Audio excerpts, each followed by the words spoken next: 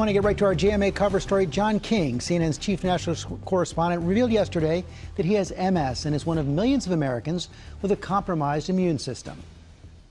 So I'm going to share a secret I've never spoken before. I'm immunocompromised. I have multiple sclerosis.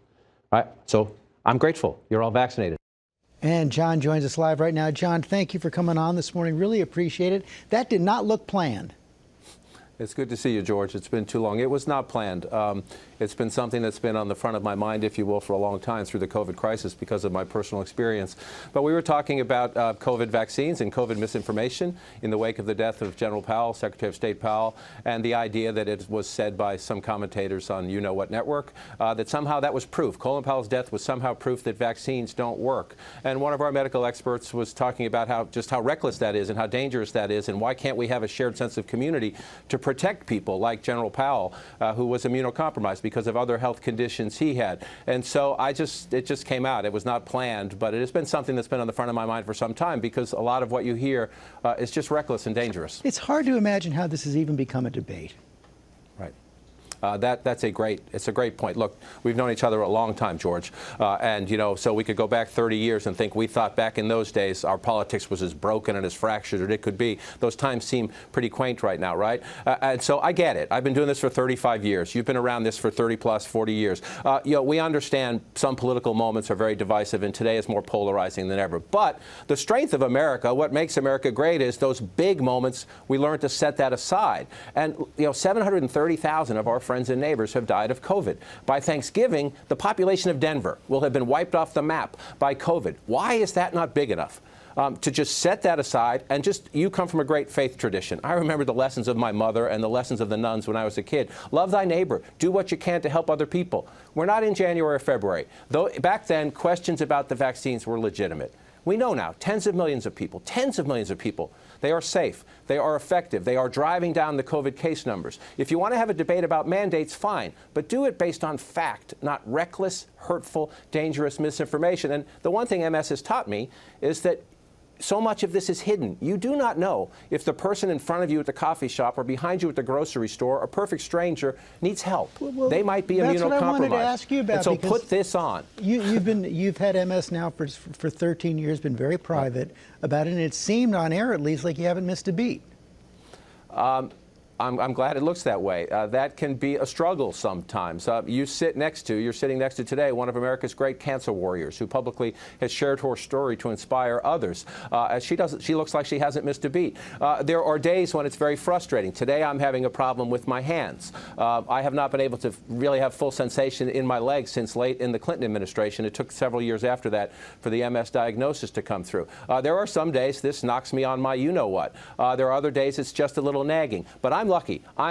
I have what's called relapsing remitting MS, and my medications have been remarkably successful in slowing the growth of the lesions that cause the damage. There are other people out there for whom this disease is much more cruel and much more punishing. And so I consider myself lucky and blessed. But it has taught me, it has made me stronger, I hope. I certainly hope it has made me a better person, and it has made me aware again that a lot of these symptoms, a lot of the stress people are going through is hidden. You cannot see it. But we should just be aware that it's out there. And if we can do things that cause us, we should be willing to do hard things to help other people.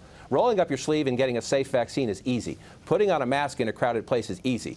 So why can't we do the easy things? Let's debate the hard things if you think they're hard. But these steps are easy, and they could help a friend or a neighbor or a stranger get through the day. Was it especially hard for you during the pandemic? At the beginning, it was frightening. I decided to come to work every day. Wolf Blitzer and I were the only two anchors coming into the Bureau every day. So at first I was scared because, remember, we didn't know if we could touch things. We weren't sure how it was transmitted.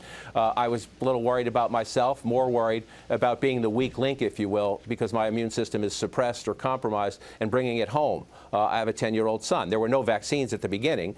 Even now, he can't get vaccinated yet. His grandmother, like Robin, is a great cancer warrior. And I was worried that I would be the weak link that somehow brought it in to my family and to people around me. So that was of great concern to me. So I was extraordinarily careful. I'm grateful to my employer and the people who work in this building that they were all extraordinarily careful. And then the day the vaccines were available, I was first in line, trying to get first in line. I had to wait a little bit. And when the boosters became available, my doctor said you should get one. And I think it was the second or third day I was in line for that because the data is so overwhelming. I don't like being told what to do, George. I don't like, you know me, you've known me for a long time.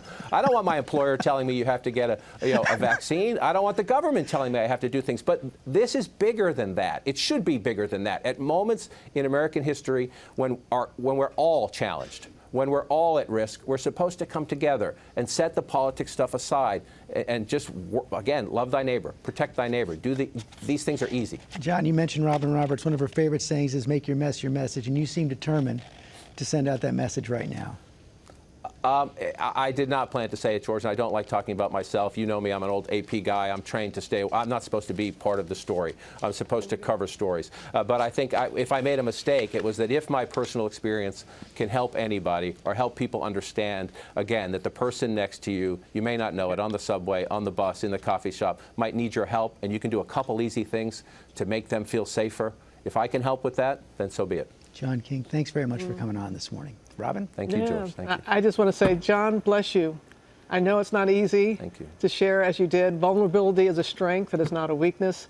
And I concur with you. I'm very grateful that my colleagues here did the same as yours. They got vaccinated because they knew that I was compromised. So thank you again for being here. Wishing you all the best. All right.